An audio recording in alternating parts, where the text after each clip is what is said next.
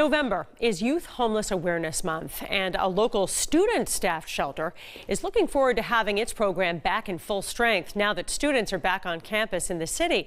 CBSN Boston's Breana spoke with a student staff director to learn more about this program. Well, joining us now on CBSN Boston, Executive Director Cameron Van Fossen and Student Staff Director Shay Hausman. Thank you so much for being with us. Cameron, we do want to start with you. If you can tell us a little bit more about the Y2Y network and the shelter and what it does for people. Yes, Y2Y Network is an organization dedicated to ending the cycle of homelessness in the lives of young people.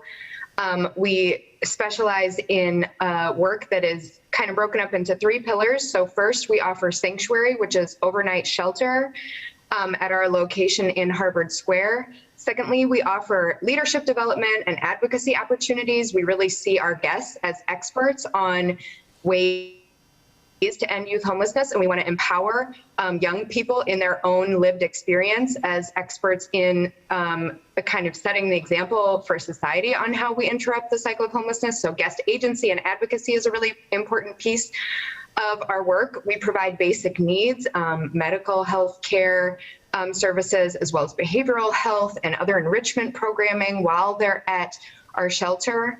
And so we just are really excited to be here to share more.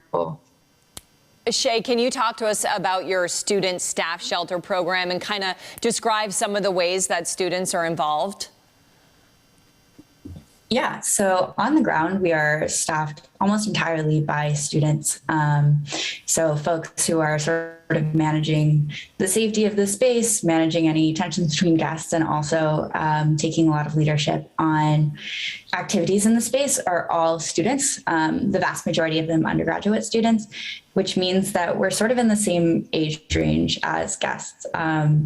So it's a weird thing about Y2Y that a lot of people question, but it is really beautiful in that we have a lot of shared experiences. We have a lot of shared interests with our guests. On top of the student staff side of things, we also have a lot of weekly volunteers who are predominantly college students as well. So I think we have like 55-ish of those who are coming in weekly for a couple hours and just want to learn a little bit more about youth homelessness and get involved in the shelter.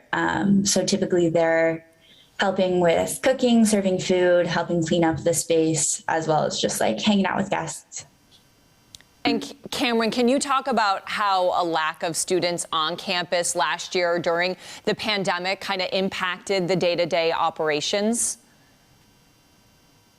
Yes, absolutely. So we lost access to our student staffing structure in March of 2020 because of the pandemic, and had sort of a crisis of identity as an organization because we pride ourselves and are so dedicated to this youth-to-youth model in which we know that young people of a near-peer experience, like Shay mentioned, offer a uniquely inclusive, safe, affirming, and also iterative model to our young people so that we can change and adapt to their changing needs and interests.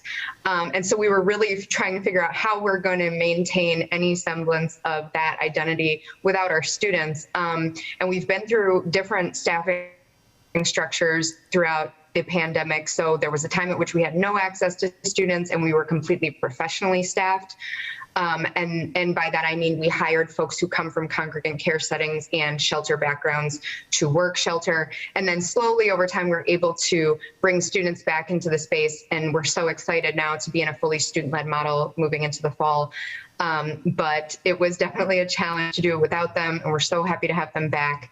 But we are proud that we were able to remain open throughout the pandemic. We didn't close any nights from March all the way through the end of summer this year. So we're really, really proud of that fact, even though it meant making some sacrifices in terms of not having our in the space. Well, November is Youth Homeless Awareness Month coming up next month. So Shay, what kind of services do you have for homeless youth in the community? Yeah, so on the ground, we have case managers who are also trained students that can help with job applications, housing applications, getting ID, applying to Mass Health, those kind of things, as well as the team of healthcare providers that are coming in weekly with Boston Healthcare for the Homeless program. Kim also mentioned enrichment activities earlier, which I thought was kind of cute because we have different workshop providers come in, and those can be focused on artistic expression, or my favorite example, and probably the most popular example, is this guy who comes in and like teaches magic tricks. And then for the whole next week, you have like every guest showing you like the same card trick, like super enthusiastically.